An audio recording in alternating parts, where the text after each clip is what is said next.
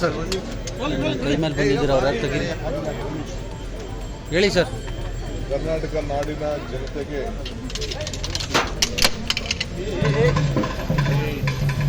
ಸಂಕ್ರಾಂತಿ ಹಬ್ಬದ ಶುಭಾಶಯಗಳು. ನಾನು ಪ್ರಯತ್ನ ವಿಫಲ ಆದರೂ ಪ್ರಾರ್ಥನೆ ವಿಫಲ ಆಗೋದಿಲ್ಲ ಅಂತ ಟ್ವೀಟ್ ಮಾಡಿದ್ದೀನಿ. ನೀವೆಲ್ಲ ವಿವಿಧ ರೀತಿಯಲ್ಲಿ ವ್ಯಾಖ್ಯಾನ ಮಾಡಿದ್ದೀರಿ. ನನ್ನ ಕಾವೇರಿ ಆರ್ತಿ, ನನ್ನ ಪ್ರಾರ್ಥನೆಗೆ ನ್ಯಾಯಾಲಯದಿಂದ ಆ ಕಾವೇರಿಗೆ ಒಂದು ಹೊಸ ರೂಪ ಬಂದು ಕೇಂದ್ರ ಸರ್ಕಾರಕ್ಕೆ ನೇರವಾಗಿ ಕೋರ್ಟ್ ಹೇಳಿದೆ. ಇದು ನೀವೇ ತೆಗೆದುಕೊಳ್ಬೇಕಾದಂಥ ತೀರ್ಮಾನ, ಟೆಕ್ನಿಕಲ್ಲು ಮೇಕೆದಾಟು ಯೋಜನೆ ಅಡಿಯಲ್ಲಿ ನೀವೇ ತೀರ್ಮಾನ ಮಾಡಬೇಕು ಅಂತ ಹೇಳಿ ಈಗ ಮಾರ್ಗದರ್ಶನವನ್ನು ಕೊಟ್ಟಿದ್ದಾರೆ.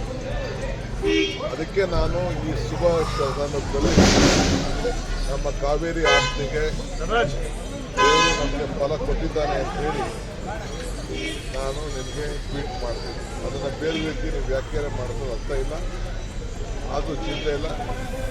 ಹಳ್ಳಿ ರೈತರ ಸುಗ್ಗಿ, ಅವರ ಬದುಕು ಯಾವಲ್ಲೂ ಕೂಡ ತುಂಬ ಬದುಕಾಗಲಿ ಅಂತೇಳಿ ನಾನು ಪಕ್ಷದ ಪರವಾಗಿ, ವೈದ್ಯರ ಸರ್ಕಾರದ ಪರವಾಗಿ ತಮ್ಮ ಮುಖಾಂತರ ನಾನು ಶುಭ ಹಾರೈಸ್ತೀನಿ, ಪ್ರಾರ್ಥನೆ. ಮಲ್ಲಿಕಾರ್ಜುನ್ ಖರ್ಗೆಯವ್ರನ್ನ ಭೇಟಿ ಮಾಡಿದ್ರಿ ಸರ್? ಮಲ್ಲಿಕಾರ್ಜುನ್ ಖರ್ಗೆಯವ್ರನ್ನ ಭೇಟಿ ಮಾಡಿದ್ರು. ನಾನು ಅವ್ರು ಬಂದಾಗೆಲ್ಲ ಪ್ರತಿ ಸದ್ಯಕ್ಕೂ ಭೇಟಿ ಮಾಡಬೇಕಾದ್ರೆ ನನ್ನ ಡ್ಯೂಟಿ, ಅವ್ರನ್ನ ರಿಸೀವ್ ಮಾಡಬೇಕಾದ ಡ್ಯೂಟಿ, ಇದೆಲ್ಲ ಪ್ರೋಟೋಕಾಲ್ ಇದೆ. ಅದು ನಮ್ಮ ಡ್ಯೂಟಿ ನಾವು ಮಾಡಲೇಬೇಕು. ಏನಂತೇನು ವಿಶೇಷ ಏನು ಸರ್? ರಾಹುಲ್ ಗಾಂಧಿ ಅವ್ರ ಜೊತೆ ಮೊನ್ನೆ ಚರ್ಚೆ ಮಾಡಿದ್ರಿ ಪ್ರತ್ಯೇಕವಾಗಿ, ಅದ್ರ ಬಗ್ಗೆ ಏನಾದರೂ ಮಾತುಕತೆ ಆಯ್ತಾ? ಡಿಸ್ಕ್ಲೋಸ್ ಮಾಡೋಕ್ಕಾಗಲ್ಲ. ಈಗ ನಾವು ಮಾತಾಡಿಲ್ಲ ಅಂತ ನಾನು ಹೇಳೋದಿಲ್ಲ. ನಮ್ಗೆ ಬಿಟ್ಟಿದ್ದು ಅವ್ರು ಬಿಟ್ಟಿದ್ದು. ನಾಳೆ ಹೋಗ್ತಾ ಇದ್ದೀನಿ. ರಾಹುಲ್ ಗಾಂಧಿ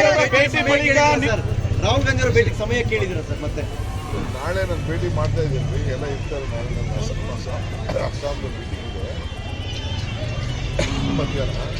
ನಾನು ಹೋಗ್ತಾ ಇದ್ದೀನಿ ಸರ್. ರಾಹುಲ್ ಗಾಂಧಿ ಭೇಟಿ ಬಳಿಕ ನಿಮ್ಮ ಬೆಂಬಲಿಗರು ಒಂದಷ್ಟು ಖುಷಿಯಾಗಿದ್ದಾರೆ ಸರ್. ಅದಕ್ಕಾಗಿ ಏನು ಸಂದೇಶ ಕೊಟ್ರಿ ಅನ್ನೋ ಒಂದು ಚರ್ಚೆಗಳು ಕೂಡ ಶುರುವಾಗಿದೆ.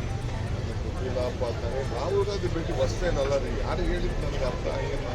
ನಮ್ಮ ಪಕ್ಷದ ವಿರೋಧ ಪಕ್ಷದ ನಾಯಕರುಗಳನ್ನ ಭೇಟಿ ಮಾಡೋಂಥದ್ದು, ಪಕ್ಷದ ಅಧ್ಯಕ್ಷ ಭೇಟಿ ಮಾಡೋಂಥದ್ದು, ಫೋನ್ ಮಾತಾಡೋದು, ಅವೆಲ್ಲ ಪಬ್ಲಿಕ್ಕಲ್ಲಿ ಪಬ್ಲಿಕ್ ಚರ್ಚೆ ಮಾಡೋಂಥದ್ದು ಮತ್ತೊಂದು ಏನಲ್ಲ. ಸರ್, ತಮ್ಮ ಹಿತೈಷಿಗಳು ಬೆಂಬಲಿಗರ ಬಯಕೆಯನ್ನ ರಾಹುಲ್ ಗಾಂಧಿ ಅವ್ರ ಮುಂದೆ ಇಡ್ತೀರಾ ಸರ್? ನೀವು ನಿಮ್ದು ಬೈಕೇನು ನನಗೆ ಕುಮಾರಸ್ವಾಮಿ ಸರ್